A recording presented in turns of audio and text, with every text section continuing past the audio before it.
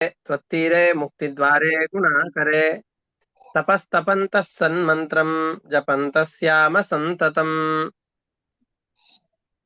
ಯಾವುದೇ ಪವಿತ್ರವಾದಂತಹ ನದಿಗಳು ಹರಿಯುವಂತಹ ಸತ್ತೀರ್ಥಗಳಾಗಲಿ, ಯಾವುದೇ ಸತ್ತೀರ್ಥಗಳಾಗಿರಬಹುದು, ಆ ಎಲ್ಲ ಉತ್ತಮವಾದಂತಹ ತೀರ್ಥಗಳು ಕೂಡ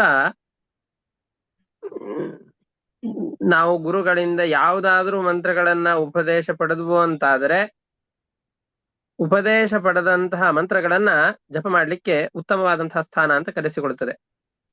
ಒಂದು ಜಪಕ್ಕೆ ಬೇಕಾದಂತಹ ಉತ್ತಮವಾದಂತಹ ಸಾತ್ವಿಕವಾದ ವಾತಾವರಣ ಅದರಲ್ಲಿ ಸಿಗತ್ತೆ.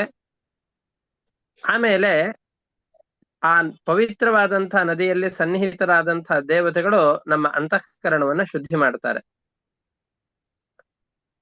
ಒಂದು ವಾತಾವರಣದ ಶುದ್ಧ ವಾತಾವರಣದ ಪ್ರಾಪ್ತಿ.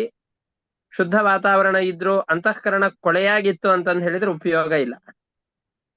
ಅದಕ್ಕೆ ಅಂತಃಕರಣದ ಶುದ್ಧಿಗೋಸ್ಕರವಾಗಿ ಪವಿತ್ರವಾದಂತಹ ಜಲ, ಇವು ಎರಡೂ ಇತ್ತು ಅಂತಂದು ಹೇಳಿದ್ರೆ ಅಲ್ಲಿ ಕುಳಿತುಕೊಂಡು ಯಾವುದೇ ಮಂತ್ರಗಳ ಸಿದ್ಧಿಯನ್ನ ಅನಾಯಾಸವಾಗಿ ಮಾಡಿಕೊಳ್ಳಬಹುದು. ಅನಾಯಾಸವಾಗಿ ಮಂತ್ರಗಳ ಜಪ ಸಿದ್ಧಿ ಆಯ್ತು ಅಂತಂದು ಹೇಳಿದ್ರೆ ಆವಾಗ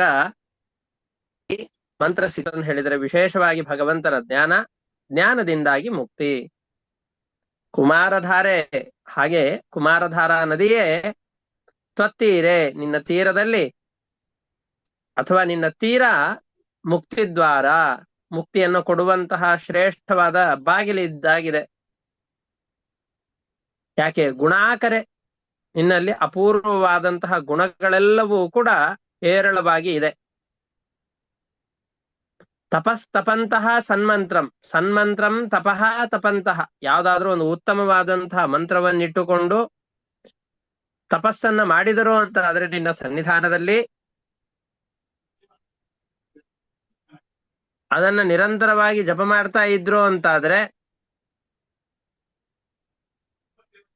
ಆವಾಗ ಮುಕ್ತಿಯನ್ನೇ ಪಡಿತೇವೆ.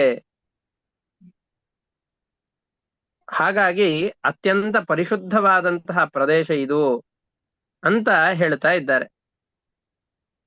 ಕುಮಾರಧಾರಾ ನದಿಯೇ, ಗುಣಗಳಿಗೆ ನೆಲೆಯಾಗಿರುವಂತಹ ಕುಮಾರಧಾರಾ ನದಿಯೇ, ಮೋಕ್ಷಕ್ಕೆ ಉಪಾಯವಾಗಿರುವಂತಹ ಕುಮಾರಧಾರಾ ನದಿಯೇ ತ್ವತ್ತೀರೆ, ನಿನ್ನ ತೀರದಲ್ಲಿ ನಾವು ಸಂತತಂ, ಅನವರತವಾಗಿ ನಿರಂತರವಾಗಿ ತಪಃ, ತಪಸ್ಸುಗಳನ್ನ ತಪಂತಹ ಆಚರಿಸುತ್ತಾ, ಸನ್ಮಂತ್ರಂ, ಉತ್ತಮವಾದಂತಹ ಹಯಗ್ರೀವ ಮಂತ್ರ, ಕೃಷ್ಣ ಮಂತ್ರ ಮುಂತಾದಂತಹ ಮಂತ್ರಗಳನ್ನ ಜಪಂತಹ ಜಪಿಸುತ್ತಾ, ಶ್ಯಾಮ ಸುಖವಾಗಿರೋಣ.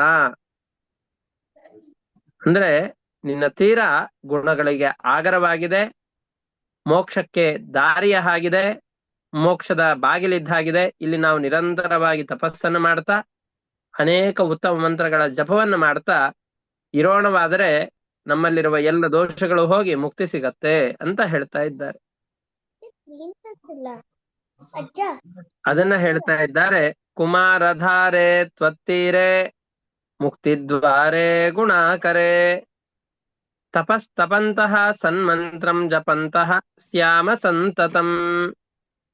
ಕುಮಾರಧಾರೆ, ಕುಮಾರಧಾರಾ ನದಿಯೇ, ತ್ವತ್ತೀರೆ, ನಿನ್ನ ತೀರದಲ್ಲಿ, ನಿನ್ನ ತೀರವು ಮುಕ್ತಿದ್ವಾರೆ, ಮುಕ್ತಿಗೆ ದ್ವಾರವಾಗಿದೆ, ಗುಣಗಳ ಆಶ್ರಯವೂ ಆಗಿದೆ.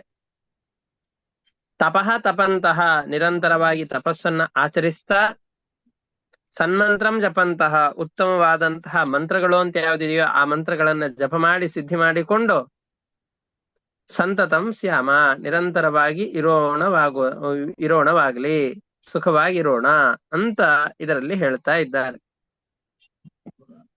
ನಾವು ಯಾವ್ದಾದ್ರು ತೀರ್ಥಕ್ಷೇತ್ರಗಳಿಗೆ ಹೋದ್ವಿ ಅಂತಂದ್ ಹೇಳಿದ್ರೆ ಅಲ್ಲಿ ಜಪ ತಪಗಳು ಬೇಕು.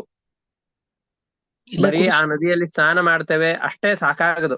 ಅದರ ಜೊತೆಯಲ್ಲಿ ಆ ತೀರ್ಥಕ್ಷೇತ್ರಗಳಲ್ಲಿ ಜಪಾದಿಗಳನ್ನು ಮಾಡಿಕೊಂಡು ಅದರ ಸಿದ್ಧಿಯನ್ನು ಪಡಿಬೇಕು ಅಂತ ಇದರಲ್ಲಿ ನಿರೂಪಣೆ ಮಾಡ್ತಾ ಇದ್ದಾರೆ. ಇಷ್ಟಕ್ಕೆ ಇವತ್ತಿನ ಪಾಠವನ್ನು ನಿಲ್ಲಿಸ್ಕೊಂಡಿರೋಣ. ಇದರಲ್ಲಿ ಏನಾದ್ರೂ ಸಂಶಯಗಳಿತ್ತು ಅಂತಂದ್ ಹೇಳಿದ್ರೆ ಕೇಳಬಹುದು, ಅವಕಾಶ ಇದೆ.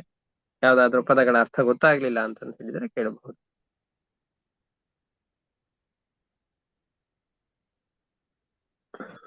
ಸರ್ ಶ್ಯಾಮ ಅಂದ್ರೇನು? ಶ್ಯಾಮ ಇರೋಣ, ಇರೋಣ. ಜಪವನ್ನ ಮಾಡ್ತಾ ಇರೋಣ. Sir thank you. ಆಚಾರ್ಯರೇ, ತಪಸ್ತಪಂತ ಅಂದ್ರೇನು? ತಪಃ ತಪಸ್ಸನ್ನ, ತಪಂತಹ ಆಚರಿಸುತ್ತಾ, ತಪಸ್ಸನ್ನು ಮಾಡುತ್ತಾ ಅಂತ ಅರ್ಥ.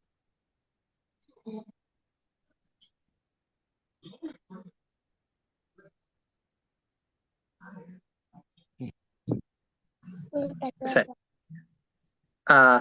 ಇನ್ನು ನಾಳೆ ಒಂದು ದಿವಸ ಮಧ್ಯಾಹ್ನ ಒಂದು ವಾಕ್ಯಾರ್ಥಗೋಷ್ಠಿ ಇದೆ, ಅದಕ್ಕೆ ಹೋಗ್ಬೇಕಾಗತ್ತೆ. 5ರ ಒಳಗಡೆಯಲ್ಲಿ ಮುಗೀತು ಅಂತಂದ್ ಹೇಳಿ ಪಾಠ ಇರೋದಿಲ್ಲ. ಅಕಸ್ಮಾತ್ ಇದೆ ಅಂತ ಆದ್ರೆ ನಾನು ಮೆಸೇಜ್ ಹಾಕ್ತೇನೆ.